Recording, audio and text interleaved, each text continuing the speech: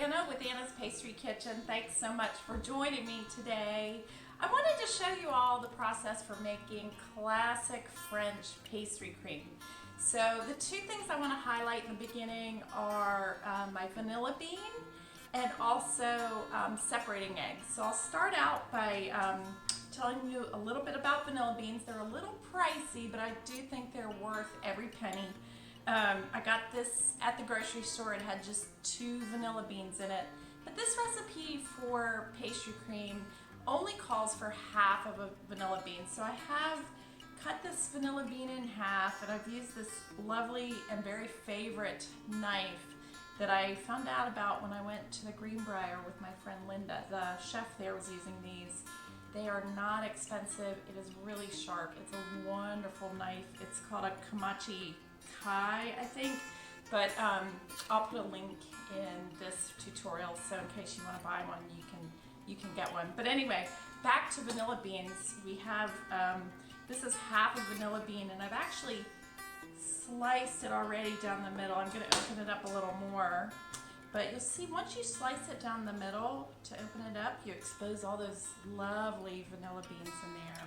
So what I'm going to do is I'm going to put this half a vanilla bean split open into my 2 cups of milk, and I'm going to scald that on the stove top to get it ready for our pastry cream. So that'll be the first step. So there's your vanilla bean. The other thing I wanted to show you is a little bit about how to separate your eggs. So a lot of folks use a tool to separate eggs, but I don't have a tool. I just use my hands, and it works just fine. I've washed my hands really well. The only thing I wish right now is that I have brown eggs, but I don't. These white eggs are fine, but the brown eggs are just so nice because they're usually a little larger and they have really deep yellow yolks, which I think just makes a really pretty pastry cream. But we're making do. Today we don't have brown eggs. So to separate these eggs, you just crack it, and you want to crack it over a bowl to capture your egg whites, and then you pour the yolk into your hands and just pass it back and forth and let the rest of that white fall through your fingers. So there you go.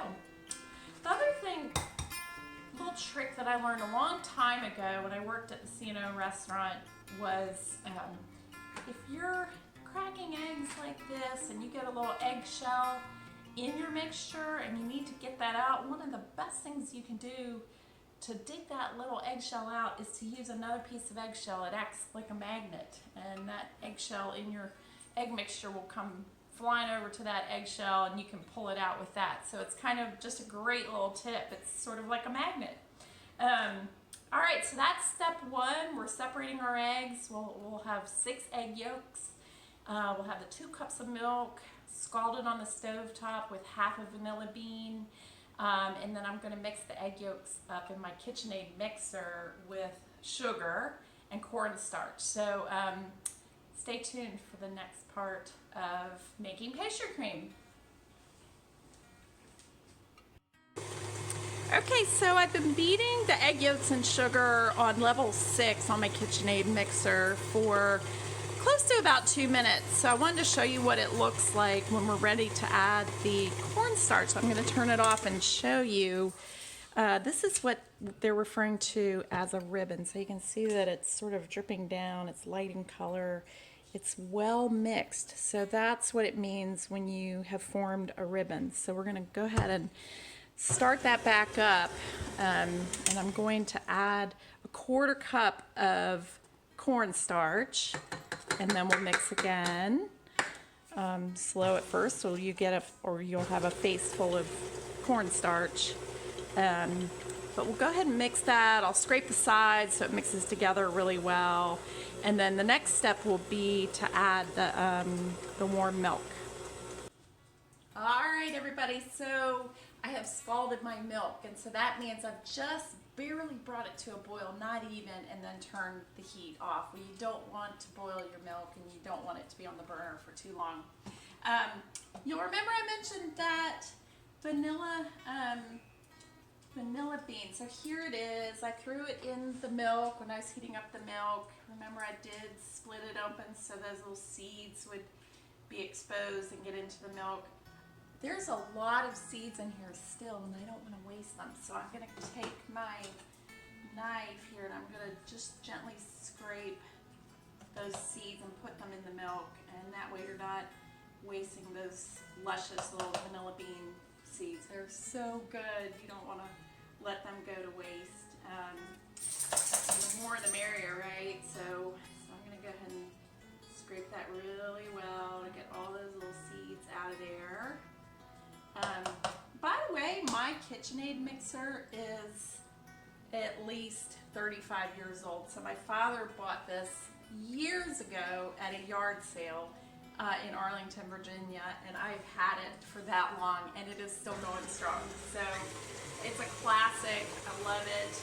So we have our egg yolks, our sugar, and our cornstarch in here. I have my scalded milk, and I'm going to slowly pour it into this egg yolk mixture. Not all at once. You want to you don't want to shock those eggs. You want to do it slowly, and just pour it in, let it mix together. And after this mixes together, then we're going to put it back in the pan on the stove top, and we're going to heat it up, and you'll see just how nicely it thickens up and becomes a beautiful pastry cream. So here we go. I've got all my milk and vanilla bean seeds in there. I'm not really trying to whip air into this. I'm just trying to make this egg yolk, sugar, and the hot milk combined. So I'm going to go ahead and turn it off. I'll pour it back into my pan, and then we'll heat it up again on the stove top, and I'll stir it continuously. So I'm going to take this and we'll pour it back in our pan. Be sure to scrape the sides so we get all the goodness out of there. And then we're going to heat it up on a low heat, stirring continuously on the stove top. So, all right, we're getting there. This is really not hard. You just have to pay attention to taking care with each step. So, all right, ready for the stove top. Okay, everybody, I'm now heating up my egg yolks, sugar, and milk mixture, and I have this nice wide whisk that I'm using to just stir continuously. So I've got the heat on about a medium setting. I don't want it too high. I'm not trying to boil this mixture or burn it. That's why I'm going to stir it continuously. You'll see that it does start to get kind of foamy here, which it's starting to do. Also, very important ingredient for this is my glass of Crozet Rosé, because it's been a very long week. I hope everybody's doing okay with all of this isolation stuff. It's not easy. But anyway, I have my Crozet Rosé. I'm heating up my pastry cream. It's a Friday night. It's all good. I can feel it starting to get thick, which is so great. It's working. You can see that it's just starting to get thick here, so keep stirring. Don't want to stop yet. It's on its way. It's turning into pastry cream, and I'm so excited. So the next question is, I'll be honest, I'm not even sure what I'm going to use this pastry cream for, but between tonight and tomorrow I'm going to decide whether to make a fruit tart or gosh, I haven't really made a cake in a while. It'd be nice to use pastry cream between layers of like vanilla genoise, perhaps. Some people call it Genoese, but I always learned that it was called genoise. So those are, that's like a classic French sponge cake, and that's another classic recipe. Maybe we'll go ahead and make those one day soon, and I'll show you how to do that. All right, so look at this. We now are getting our pastry cream. It's pretty thick, and it looks so delicious. I'm a little bit of a perfectionist, so I'm going to strain this pastry cream through a sieve, and I have a bowl of, first of all, I'm going to take this off the heat. I think we're thick enough. So you can see that it's pretty thick. It's all sort of pulled together. It looks really good, you guys. We did a good job. I'm going to run it through the sieve to get any little lumps. Sometimes there's little egg squigglies, and you don't want those. I've also set up this bowl over some ice because I want to chill it down pretty quickly so it doesn't form a skin on top when it's chilling. So that's the last step of pastry cream. I will cover it with saran wrap, and when you cover it with the saran wrap after it has cooled, you want to put that saran wrap down so it actually touches the top of the pastry cream, so that keeps it from forming sort of a skin on top. But I'm really excited. We have some delicious pastry cream here, and I'm so glad you could join me, and we'll do this again. All right.